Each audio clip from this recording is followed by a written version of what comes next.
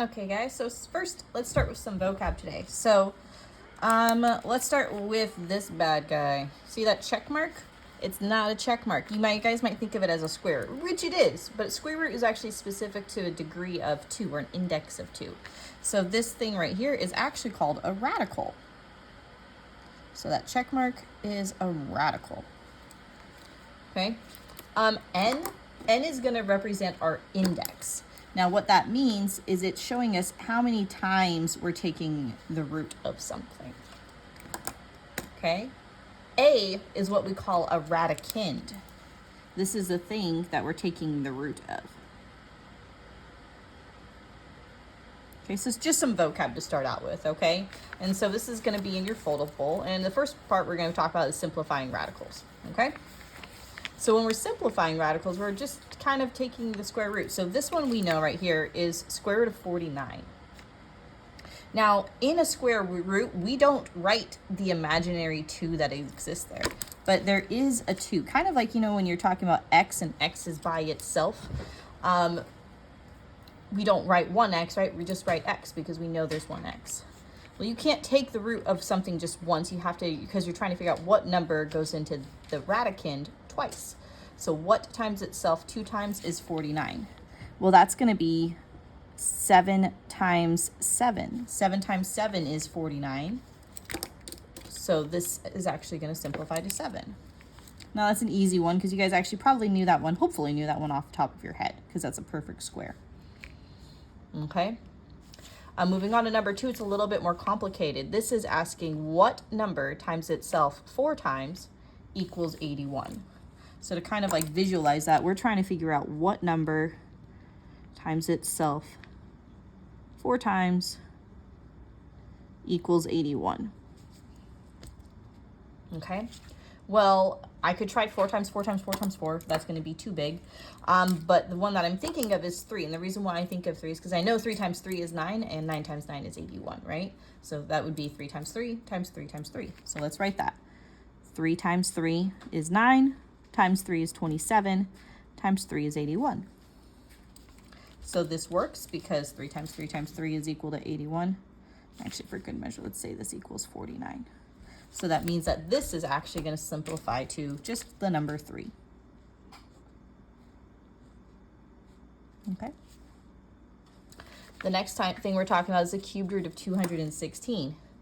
Similarly, this is asking what number times itself 3 times equals 216. So I'm going to start with 4 times 4. Well, 4 times 4 is 16, but 16 times 4 is 64, so that can't be it. So then I'm thinking, well, 5. Well, 5 times 5 is 25, times 5 is 125, so still not at 216. So then we think 6. 6 times 6 is 36, and then sure enough, 36 times 6 is going to be 216. So this is 6 times 6 times 6 is equal to 216. So the number that we're looking for here is, guess what? It's 6. Okay.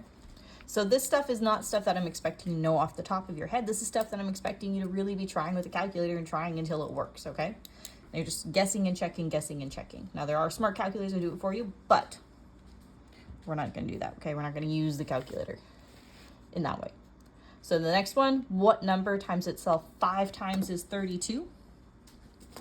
So what times what times what times what times what equals 32? We already said that it can't be 6, right? Because 6 times 6 itself is 36. So if I go lower, 5 times 5 is 25. Still not going to work. 4 times 4 is 16. And again, if I multiply by 4 again, I get 64. 4 is too big. 3 times 3 is 9, times 3 is 27, times 3 again is 81, sorry, we already did that one. So now we have to try 2. 2 times 2 is 4, times 2 is 8, times 2 is 16, times 2 is 32. So 2 is the number we're looking for here. So 2 times 2 times 2 times 2 times 2. And that's going to equal 32. So this whole thing simplifies to just the number 2. Okay, so yes, we wrote a lot of work, and you might be asking, where did the 5 2's go? Remember, we're just asking what number times itself 5 times is 32. I'm just showing that 2 times itself 5 times is 32. But this is really just the answer 2. Okay? So now we're going to practice taking this whole thing apart. So this is a m to the n. So this is what we call radical form. So we're looking at exponential form, and we're trying to convert it to radical form. So this is an exponential because it's a number to a power, right? We got a base and we got an exponent. I'm trying to think about how can I write this so it is actually in radical form. I want it to look like this. Well, this is just a bunch of rearranging, really, is what we're going to be doing. So in order to make it a radical form, I need to write a radical. Now, a is still going to be the radicand. So it's the base, and now it's going to become the radicand. Okay.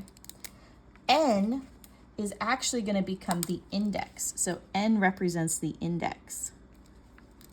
And m, you can write m 2 ways. You can write it so that way it is this to a power, which is actually the way I prefer it. This is the way I like thinking about it, putting it to the power of m.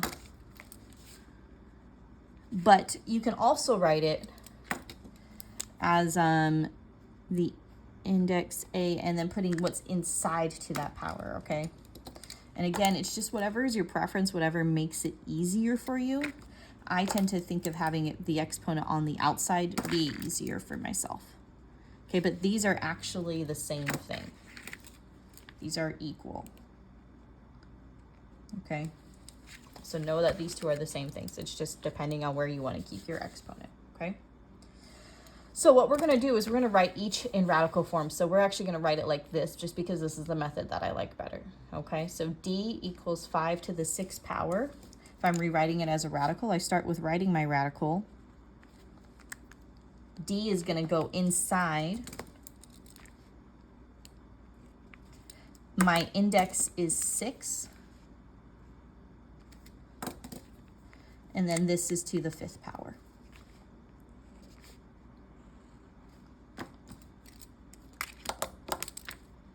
Okay, and that is just how we rewrite it.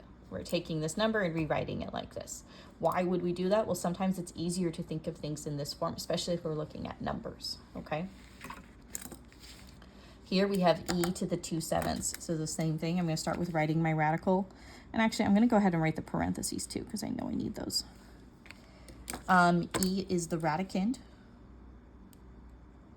The index is going to be 7. And then the power is going to be 2.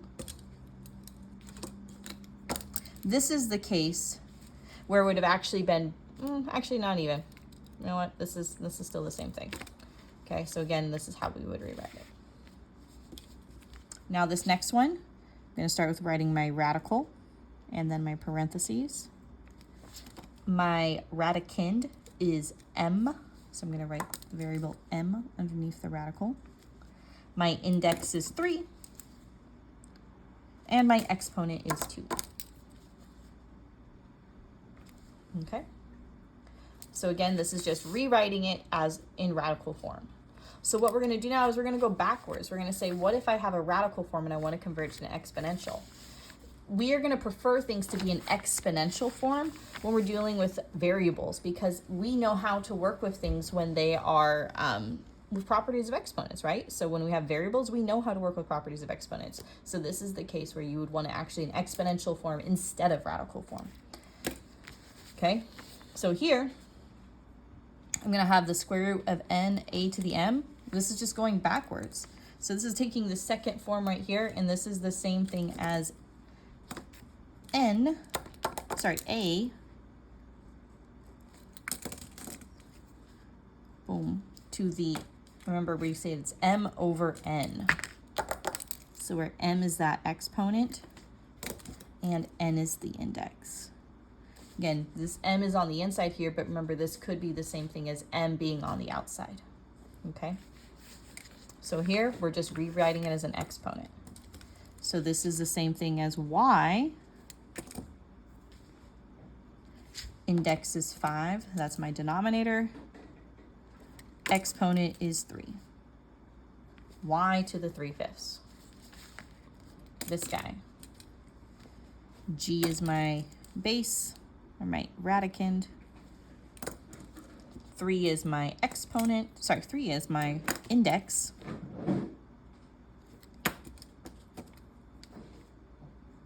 And 4 is my exponent. Okay. This one, tricky, right? There's no number there. That doesn't mean I don't have a number in the denominator. Remember, if there's no number in the denominator, it's 2. So this is r to the 7/2. Okay, remember, if there's no number here, it has an index of 2. Okay? And that's how we convert into exponential form. So now what we're going to do is we're going to rewrite each of these in radical form and simplify. So the reason why we're focusing on rewriting these in radical form is because these are integers. Integers are easier to work with when they're in radical form.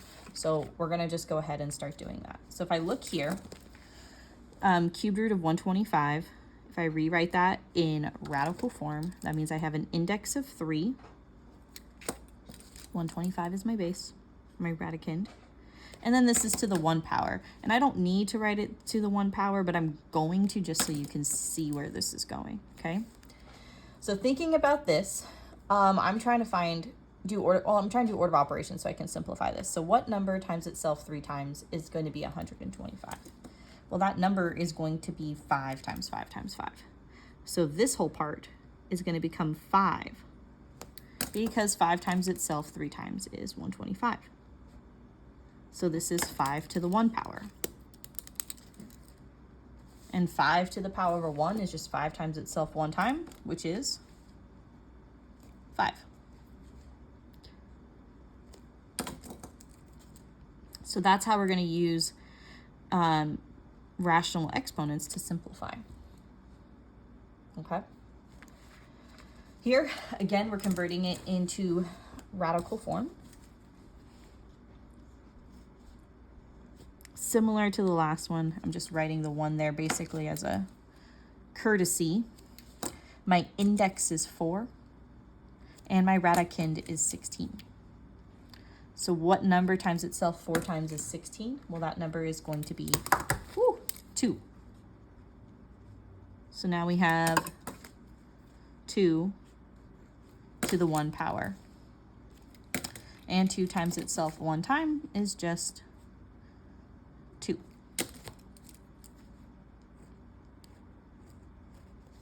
Okay. Finally, last one, something interesting. We got 27 to the 2/3. So if I'm rewriting this, it's going to be the root.